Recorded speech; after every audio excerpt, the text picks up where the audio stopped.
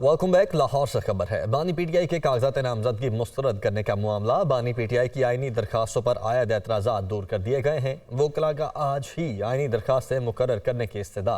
Registrar office की जानिब से बानी पीटीआई की अपीलों पर एतराज़ आयद किया गया था। मोहम्मद अशफाक लाहौर से हमारे साथ मौजूद हैं। अशफाक, क्या डिटेल्स हैं? जी बिल्कुल, रजिस्ट्रार ऑफिस में बानी पीटीआई की दो दरख्वास्तों पर एतराज़ात आयद किए थे, जिसमें यह कहा गया था कि ट्रिब्यूनल के फैसलों की मुसद्दका कॉपीज और स्टैम्प पेपर साथ नहीं लगाए गए।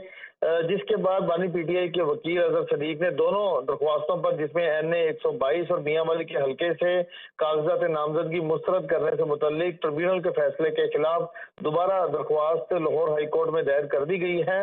और साथ ही साथ अजहर सदीक एडवोकेट ने यह भी इस्तदा की है रजिस्ट्रार ऑफिस से कि बानी पीटीआई की दोनों दरख्वास्तों को आज ही फुल बेंच के रूबरू समाअत के लिए मुकर्रर किया जाए। दरख्वास्तों में कहा गया है कि बानी पीटीआई के कागजात नामजदगी रिटर्निंग ऑफिसर और ट्रिब्यूनल ने हकायक के बरक्स मुस्तरद किए तमाम कायदे ज़वाबित पूरे किए गए थे और इसी बुनियाद पर ट्रिब्यूनल और रिटर्निंग अफसर के फैसलों को कलअदम करार देकर लाहौर और मियांवाली के हल्के से बानी पीटीआई के कागजात नामजदगी मंजूर किए जाएं।